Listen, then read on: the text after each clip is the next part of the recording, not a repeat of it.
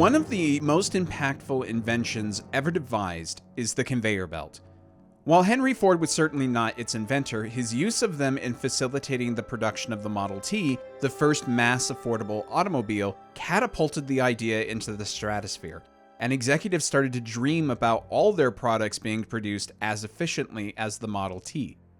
The film industry also took the concept to heart. At the height of the studio system, each of the major production companies would essentially be churning out 50 or so movies a year, and if they happened to be hits or labeled classics, all the better. The aim was to maximize profits, whatever the cost. George Lucas lamented this viewpoint while going through film school and sought to create movies that placed art first. Thing is, as time went on, the needs of his businesses became just as important as his dream, to the point where he found himself at the head of a corporation that demanded products every so often, and he couldn't really give the films the necessary time and care he would have liked to at the expense of meeting the release deadlines so that the bills could be paid. In essence, he became the very thing he despised, and nowhere is that more evident to me than Star Wars Episode II: Attack of the Clones. After the release of Episode 1, George Lucas was already on the clock. While he took a much-needed vacation before beginning the writing process in September 1999, pre-production on Episode 2 began the week after Episode 1's release. And with principal photography beginning in June the following year, Lucas had to work fast. He finished his rough draft in March, churned out a couple of proper drafts, and then turned it over to Jonathan Hales for the third. The script was deemed complete only 3 days before the start of shooting. Lucas was wearing several different hats, serving as the writer, director, executive producer, and the head of Lucasfilm all at the same time. This resulted in the pre-production process happening concurrently with the formation of the script, meaning that track was often being laid before they knew the destination. Certain crew members expressed their frustration about this, but George was caught between a rock and a hard place if he was going to meet a May 2002 release. For Lucas, Episode 2 would be a milestone in his career. The choice was made to shoot the film entirely on digital cameras, as well as relying heavily on CGI both for the storyboarding process and in creating digital environments and creatures. With the addition of digital editing systems, it meant that Attack of the Clones was essentially conceived in the computer, shot by computers, refined in post-production by computers, and often shown to the public by a computer. Which pleased Lucas immensely because he felt he was at the forefront of providing new avenues for filmmaking that no one else was doing to that degree. While many lament the over-reliance of computers in the industry now, it's become so commonplace that shooting on actual film reels is now considered to be the uncommon track. Clones also needed to move the story forward with Anakin Skywalker. Not only would this give us a glimpse of him as a proper Jedi, but it would be the first Star Wars film to really focus on a romance. It would establish Palpatine as absolute ruler of the Republic. It would allow for Obi-Wan to play a key role in the story, and it would mark the beginning of the Clone Wars, one of the most central events in the franchise. All of this was quite ambitious even compared to the behemoth that was Episode 1, but Lucas felt ready to truly venture into the unknown this time. And for better or for worse, Attack of the Clones represents an important step both within the Star Wars franchise and the world of filmmaking. 10 years after the Battle of Naboo, the Republic verges on division. Many worlds are flocking to join a separatist movement led by Count Dooku, a former Jedi who also became disenfranchised with the political state of the galaxy some time ago. The undercurrent of all these political movements seems to be pushing towards an all-out war. Padme Amidala is the leader of an opposition to create an army of the Republic, but as soon as she comes back to Coruscant, she is targeted by an assassination attempt. The Jedi assign Obi-Wan Kenobi and Anakin Skywalker to protect her. They foil another attack, but in the process uncover an important lead. Obi-Wan is tasked with tracking down the assassins, while Anakin is to become Padme's bodyguard while they return to Naboo. This comes at a tumultuous time for Anakin. He keeps having nightmarish visions about his mother. In addition, this assignment sparks a romance between Anakin and Padme, which goes against the Jedi Code. Torn between his duty and his emotions, Anakin decides he cannot quell the monsters within himself, which may ultimately lead to a darker path, all while Obi-Wan's investigation reveals a conspiracy that strikes at the very heart of the Republic, and suggests that the dark forces behind the Naboo invasion may have resurfaced to begin the revenge against the Jedi. Unlike The Phantom Menace, which I argued was overall pretty superficial to the story of Anakin and the ongoing struggle that leads into the original trilogy, Attack of the Clones is essential. Based on that plot description, I imagine I could convince people to go watch this film, which I'm not sure I could have done with The Phantom Menace without revealing key action sequences and characters. However, while its importance in the ongoing story is something that's hard to dispute, the word that comes to my mind when thinking about this film is lifeless. To me, Clones is the most boring Star Wars film. It struggles to engage its audience because I don't think its characters feel very human or relatable. The action, while spectacular on a visual level, feels like hollow noise, and the bright moments it has are fleeting to me. It's not that I think the story doesn't largely make some kind of sense, that every character motivation is inconsistent, or anything like that. It's just that I turn into a passive observer. I should be riveted by this film, but I feel almost nothing. Part of that could be that I've seen this film so often that its magic is lost on me. But the roadblock in that suggestion is that I remember feeling some of this when I was 9 years old at the theater for the first time. Clones has never been my favorite film to rewatch, and I rarely go back to it now unless I'm rewatching the whole series. I'll get into some details in a bit, but it's because of this reaction that it rivals Episode 9 as being my least favorite live-action film in the series. It's a better film than The Rise of Skywalker on a storytelling level, but there's more to a movie than the through line of its story, and I feel like that's where Clones loses me. Let's begin with The Chosen One again. Clones has a bit of a rough start because it essentially reintroduces Anakin to us since it's been 10 years since we last saw him, and we are told a few lines to give us an idea of what that training was like. Because we skipped out on a lot of his growth into adulthood, it feels like we are being introduced to an entirely new character. Yet, he's still fighting with accepting change beyond his control, and this film does a fine job setting that forth as the central character element that will bring about his downfall later. I buy him not having fully put the past to rest, so he seeks comfort in the places that demand the least change from him: Palpatine, his mother, and Padme. I wish we got more with Palpatine and him in this film, but the story as written doesn't allow for that. Anakin made a promise to free his mother, which was certainly a promise he never could have kept while being an active member of the Jedi Order, and so even when he finally does break from his mandate, he arrives too late to save her. Instead of adapting to the loss, he places the blame on his commitment to the Jedi Order, while struggling with the fact that it's been mostly a positive association until now, and that he should be able to rise above his passions. I do love the idea of him pulling away from the Jedi, not because he desired power for power's sake, but rather because he wished to make a better life for himself and his loved ones. Because his relationship with his mother may have been the only thing to get him through the hard times on Tatooine, he has a more positive opinion on the saving power of love than the emotionally detached Jedi do. This makes for a far more sympathetic turn to the dark side than it otherwise might have been. If you're familiar with some of the early drafts of Episode 3, you may know what I'm talking about. And his reunion and slaughter of the Tusken Raiders is my favorite part of the film. Hayden plays this all sincerely, and it's some of his best acting in the series. But this positive view of the character crumbles when we get to the other big thing involving him in the film: the romance. Everyone has said their piece about this before, and I'm just the latest to the party, so this viewpoint won't surprise anyone. This is a terrible romance, and not that compelling. It's more than just the specific lines, although that doesn't help. The pacing and development of it is awkward and crazy rushed, and the performances aren't convincing. Not once do I actually buy a spark of love from either of these two. Once again, Lucas proves that he's not a director of actors, and so poor Hayden and Natalie are on their own to sell this romance while spitting out clunky lines. Actors are essential to the success of a character, but they can only go so far without some direction. They mostly seem pulled into a romance rather than naturally build towards that. I've heard some people make an argument that young people with their first real loves are awkward and they stumble, so Hayden and Natalie's acting can be explained that way. Believe me, I understand that. I'm glad so few people have access to what I wrote to my crushes in grade school. But you can still make that charming and fun to watch.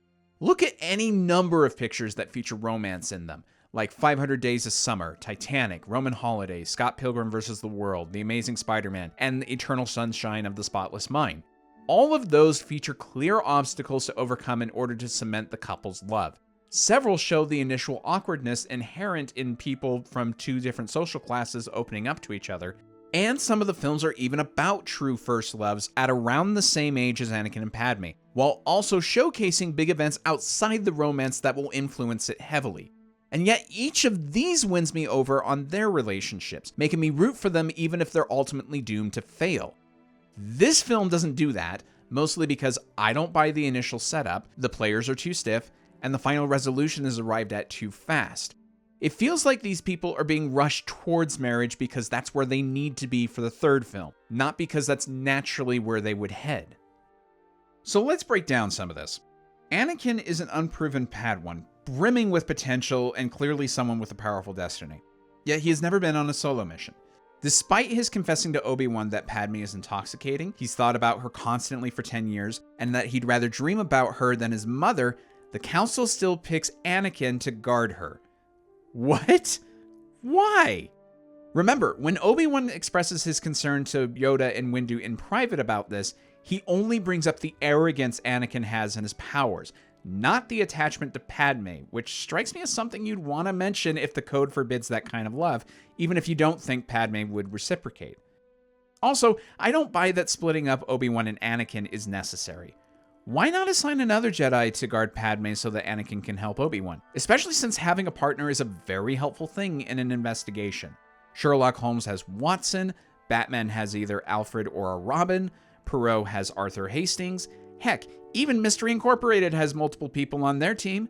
Are the Jedi stretched so thin protecting the galaxy that this is not an option? The timeline of a romance in a space opera like Star Wars can often be whirlwind, but the foundation has to be solid for us to pull that off. I don't really get what Padme sees in Anakin to buy her warming up to him. Anakin comes off as a deeply troubled person, one that is fighting against his own limitations and situation to become something more, which signals deep ambition. He openly subverts Obi-Wan's authority in his first scene, argues with Padme in front of the Naboo Council, slaughters an entire party of Tusken Raiders, including the innocent women and children, and makes Padme quite uncomfortable early on several times. That discomfort could be because she feels something too, but we're never told that from Padme, and that's not how it comes across. I could maybe buy her wanting to help him as a friend, but deciding to go all the way to a secret marriage is going pretty far. This relationship strikes me as unhealthy, and if that's the point, it's not a relationship I want to root for, and thus the single biggest sympathetic factor for Anakin's turn in Episode 3 falls flat with me. As far as Padme goes, I do like a few things about her. I like that she's still in public service, serving as a senator, keeping alive that main character trait of caring more for the people than anything else. It makes sense to me that she is the leader of the opposition, given that she has seen firsthand what war and violence can do to a society. I imagine there was some cleanup to do after the Phantom Menace, even if the city and citizens look perfectly fine to me. And I like that she's not a passive character. She puts forth ideas about where to hide and how to handle Kenobi's capture. Plus, there's an underlying theme of her coming to grips with her own mortality here, starting with the death of her escort and culminating in a declaration of love coming just after a moment where she faced the possibility of her own death, which I tip my hat to. However, there's also a few things that have always bugged me about her, and I don't know if they're actual problems or just me things. First, while I like the mortality theme with her, why is she so affected by her handmaiden's death? Not only is that the handmaiden's job, but I had figured that Padme would have faced death before, given her participation in the battle for Naboo and being an outspoken pacifist. Maybe you could chalk this up to the death being more personal for her since it was a close friend. But then why does she seem to take it in such stride to the point of never mentioning it again? It's weird to focus that much emotion into a moment that is ultimately never referenced again. Second, I find the bit about using her as bait to be odd. Not that she would put herself in danger necessarily, but that she would do this without telling Obi-Wan or Captain Typho. That seems like recklessly keeping key people in the dark, which I'm not sure she'd do. Third, she shuts down asking Anakin for advice in the throne room. I get that he's a Padawan, not a full Jedi, and that he might not be the best person for advice in this situation, but cutting him off like that seems kinda cruel. Not only does it silence a potential voice and resource at the moment, but it discredits and humiliates him in front of the Naboo Council, making a whole lot of people feel awkward. When confronted, she frames it like he's not listening to her about her security arrangements, when this is the first time on screen we've seen him have a chance to influence those arrangements. It's a moment that makes me cringe quite a bit. Fourth, and this might just be a nitpick, why does she go to embrace Anakin right in front of Obi-Wan and Yoda at the end? I'd have figured you'd want to downplay any emotional connection to a Jedi since that's forbidden for them. But hey, maybe she is a risk taker since she also took the chance of coming into the arena kissing when Obi-Wan very well could have seen that. It's frustrating because I think she comes off better than Anakin, but she too is compromised by several moments that leave me baffled. I'd love to talk more about Obi-Wan since he finally gets some of the spotlight this time. I do love that he displays some traits more typical of an action-focused Jedi, which aligns with what we were told in the original trilogy by Yoda about his younger days. And he's the one of the three central characters that feels the most alive to me. Unfortunately, he too cannot escape some script problems. First, his relationship with Anakin feels off. We are told that they have a great history of friendship in the elevator, but then the rest of the film works pretty hard in showing us that they are at odds with each other a lot, to the point where I question how they could have ever developed such a strong bond. Obviously, later projects convince me of their brotherhood, but it's weird that our first real look into their partnership is this rocky. Though I suppose this was the original intention, since the scene in the elevator was apparently a reshoot that didn't exist in the shooting script. Second, while I love the idea of a mystery plot, and it gives Obi-Wan something substantial to do, it feels like the primary reason for it is to get Obi-Wan away from Anakin so he can progress down the dark path. This only really jumped out at me after comparing it to Episode 3 and seeing the same thing happen there. Obi-Wan is sent out to chase down a secondary villain so that Anakin can progress towards becoming Vader. Whereas the reasoning for their separation in Episode 3 makes sense, here it feels a bit contrived. But beyond these rough bits, I really like Obi-Wan in this film. He's charming, he feels pretty clear-headed, and his plot is the more interesting of the two. It's hard for me not to just want Obi-Wan to be the central protagonist here instead of needing to share the spotlight with Anakin. Ewan McGregor finally starts to deliver on some of the potential we knew he had in Episode 1, and this film contributes to him being my favorite character of the series. Moving on from the big three, the most notable new figures are on the dark side. Christopher Lee is a great choice for Dooku, though I do chuckle a bit at the fact that in both the major franchise movies Lee did in 2002, he talks about a Dark Lord. Though I don't think Dooku is a career highlight for the man, even him just doing his standard acting job elevates him quite a bit. As a character, I appreciate the parallel between him and the future Darth Vader, a former Jedi who is clearly a pawn of Sidious. In the films, it's a shame he doesn't get much to do, as he's not introduced on screen until halfway through this film and is killed off in the first 15 minutes of the next one. Oh well. I always found Jango Fett to be more intriguing than Boba, simply because he had more to do. We don't actually get that much about his character, but we are given enough to get an idea of who the man is and what his life is like. His hiring as the template for the Clone Army and his association with Zam Wesell was explored in the highly overlooked Star Wars Bounty Hunter, which is my favorite of the various tie-in Episode 2 video games, and felt like an appropriate thing to explore beyond the film. Plus, Tamara Morrison has quite the natural charisma, so my eyes are drawn to him in every scene. I appreciate him being brought back for several subsequent projects, and I always delight in seeing his name in the credits somewhere. The other new characters I think of often are the Kaminoans, and I think that's mostly because of the planet. Kamino is one of my favorite worlds. I love the elegant design of their architecture, and I love the mysteries surrounding the race. It's just a cool looking place that is so different to anything else we've experienced in the series so far, and it's not surprising to me that Kamino can trace its conceptual origins to the early drafts of Episode 5. I'd like to say that I appreciate both Yoda and Mace getting more screen time, but I sort of shrug my shoulders at the notion. Beyond the emergence of a purple lightsaber, I never found Mace Windu to be an especially interesting character. Supplemental material helps flesh him out, but in the films, he's as dull and boring as he appeared to be from the beginning. I'm mostly indifferent to Yoda suddenly becoming a CGI character. It does allow us to do more with him, and I salute the animators for keeping some of the puppet mannerisms as part of the character, but even though I don't object to him being a great fighter and bouncing around all over the place, it furthers an irritation I have about the lightsaber fights in the prequels. In the original trilogy, it made sense that the lightsaber fights were slower, as the fighters weren't Jedi in their prime. Obi-Wan was an old man, Vader was crippled, and Luke wasn't being trained as a regular Jedi. Plus, the original idea behind the lightsabers were that they were so heavy that you needed two hands to hold them, hence why Episode 4's fight is so slow. But they immediately started moving away from that for the next two films in order to have something more visually exciting. Episode 1's Duel of the Fates is about as fast as I wanted the fights to go. The sabers still feel like they have some weight and power behind them, and they were still believably faster than they were in Episode 6. But starting here in Clones, they become so dizzyingly fast that it becomes a fancy light show to me. They feel overly choreographed to the point where the style and pizzazz overshadows any emotion. That's actually why I prefer slowing them back down again in the sequels, as they start to resemble actual fights to me. At the risk of getting ahead of myself, if you want to argue that the sequel's choreography undermines those fights, that's fine. But let's not pretend like the prequels are the truest to actual fencing styles and don't also feature moments of pure showmanship. So I'm not against Yoda having a lightsaber and being a great fighter. It's just not going to excite me any more than, say, introducing new styles of lightsabers at this point. Let's touch briefly on the Senate characters. Ian McDiarmid is always fun in these films, and I'm sad not to get more of him here. My second favorite scene in the film is with him and the other characters watching the clone army depart from Coruscant.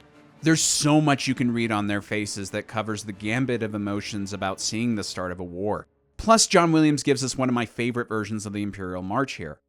Now about Jar Jar.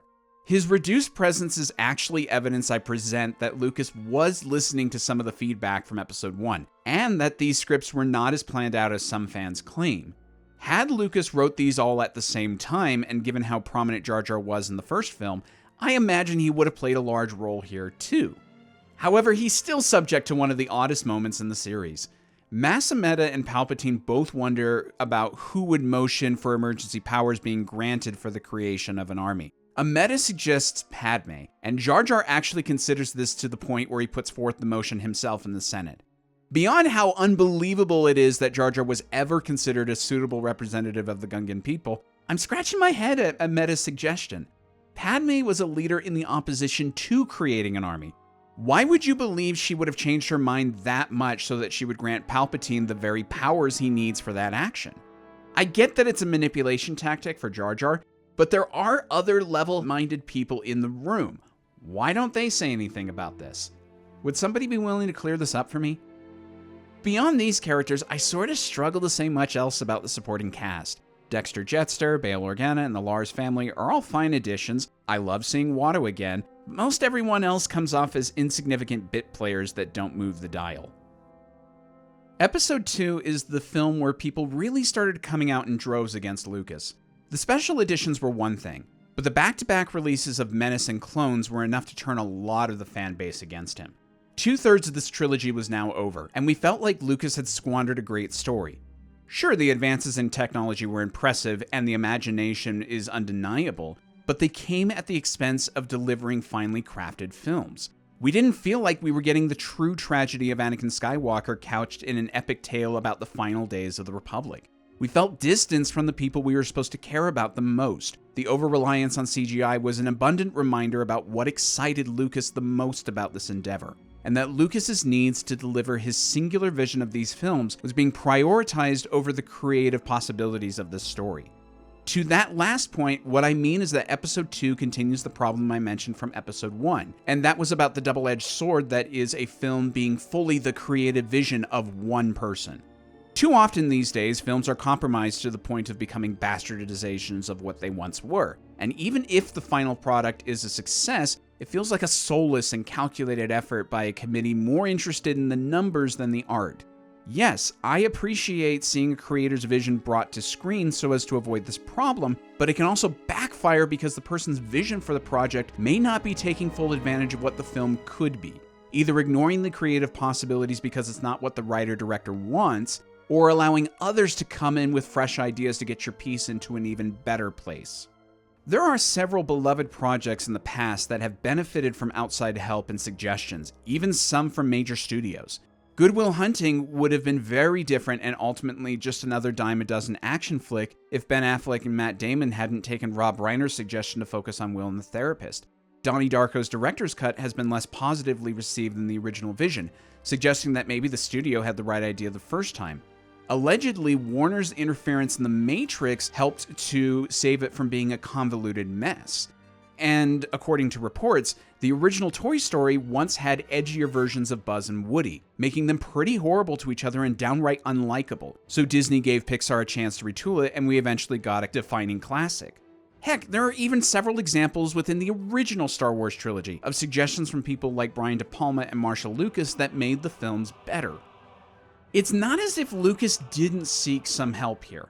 He went to Jonathan Hales to help polish the script, though it was somewhat of a futile gesture as Hales received the draft from Lucas the same day it was delivered to Rick McCallum to prepare for shooting, which meant he couldn't really rework it beyond specific lines and smaller scenes. The digital Yoda was the result of ILM convincing Lucas to let them try it, with Rob Coleman specifically saying he wanted to do this film to work on Yoda.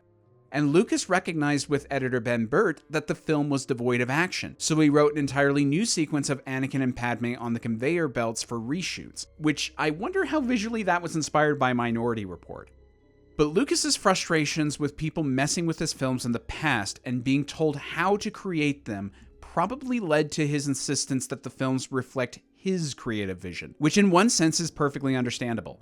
However, that determination can wall you off to vital resources and suggestions. And when you are the writer, director, executive producer, and owner of the company making the film, and you've got to do this within 3 years of the last film, it's conceivable that something's not going to get the attention it needs.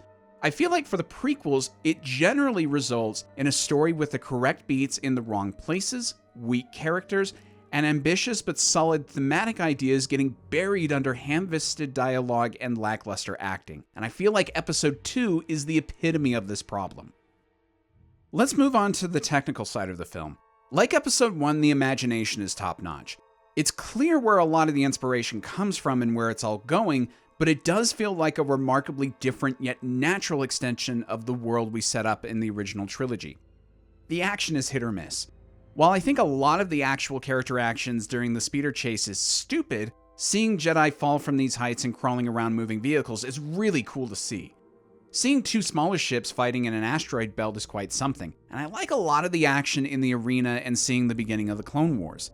Yet for every cool moment, there's something that doesn't quite work for me, and most of those are the specific lightsaber fights. Don't get me wrong, I love lightsaber battles, and their specific look in this film is nearly perfect. But I can't say any of these fights are amongst my favorites. Any cool idea to spice them up is over too quickly. Anakin fighting with two sabers is a neat idea, but we only get 2 shots of it. Hundreds of Jedi in battle is a spectacular idea, but most of that action happens in quick cutaways and is in the background, and some of the stuff they're doing is actually more interesting than what's in the foreground. Yoda's actual lightsaber fight with Dooku is only about 40 seconds long. It's a pretty unsatisfactory showcase of action, especially for this series. Ben Burt continues to give us some standout sound. Virtually all of the Star Wars films have some great sound design, but this film is a perfect example. The sounds of the ships and speeders sound thunderous and unique. Each scene has the appropriate soundscape to sell the image, and there's both a resonance and crispness to it all. Seriously, watch the Battle of Geonosis on a good sound system. This was one of the films that got me interested in sound design as a career. In addition to that, John Williams performs his usual magic. The best theme is for Anakin and Padme's relationship, but there are smaller motifs I love, like for Kamino and Dooku. However, one thing that always comes to mind when I think of the score is reused music. I'm not talking about reusing character themes, that's natural in an ongoing series. I'm talking about straight up lifting entire tracks from Episode 1 and just inserting them here. Now, Star Wars is no stranger to this phenomenon, but for some reason it jumps out at me here, especially in the third act. I'm not going to ding the film for this, as I understand post-production can be crazy on films of this level, and how many Star Wars video games can you name that either take part or all of their soundtracks directly from the films? The music is versatile enough it can survive being the background for multiple projects, but I feel like Clones does this a bit more than the other episodes. This is also the film I think of when someone talks about costume design within Star Wars. Trisha Beggar does a phenomenal job with everyone here, though the standout is Padme, with virtually every scene showcasing a new outfit. Finally, let's bring up the CGI. Yes, it was used extensively on Episode 1 as well, but they supplemented it well with reality. Rick McCallum claims that every single shot in the film has a digital effect, and I tend to believe that. I appreciate that Lucas wanted to push the boundaries of CGI for the creative possibilities it could provide. In fact, I'm convinced that without the prequel trilogy, impressive CGI characters and seamless visual augments would have taken longer to get to photorealism. However, going full tilt with it at this time means the film will always be dated to some extent. So much of the visual weight is being carried by the computers that we feel like we're living in a fantasy, but not in a good way. It often looks too pristine, too far from the sense of lived-in reality that the originals were praised for, and it's so pervasive you can't escape it. I'm always aware that I'm looking at examples of early digital technology, which pulls me out of the drama of the scene. Attack of the Clones will always be an oddity to me. It feels like a more natural place to start off the Skywalker saga. It's showing me things I've always wanted to see, and it's definitely got its moments.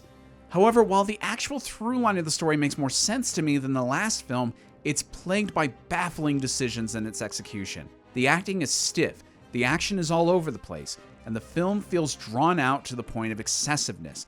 I don't think this film needs to be 142 minutes long. But because a lot of Episode 1 was focused away from Anakin and Obi-Wan, it feels like we're playing catch-up with certain story beats and rushing to make sure we're all set for Episode 3. All the right ingredients for a fantastic film are here, they're just in the wrong places, which kills a lot of my attachment for this entry. The passion seems to be behind the camera and not in front. It's a technical marvel considering the era it was made in, but it's a bland and unengaging chapter when you get down to it. Thus, it's the film I'm most likely to snooze through. So Attack of the Clones fared a bit better in critical reception at the time, but did worse at the box office than The Phantom Menace despite opening in more theaters. A lot of fans had about the same reaction to it that they did to Episode 1, and thus Lucas was in an even harder spot when he approached what would be perhaps the most important film in the saga's tale. There were so many story things he had to wrap up, and yet he knew he couldn't have a 4-hour finale to cover everything he wanted to do. Plus, many of the complaints about Episode 1 were also launched at Episode 2, and Lucas and crew knew they could not be ignored if they wanted to pull together a satisfying finale for the 6-film arc. But before we see The Revenge of the Sith, let's tackle the next story in the chronological timeline, which is, to date, the sole theatrically released animated film in the series, The Clone Wars.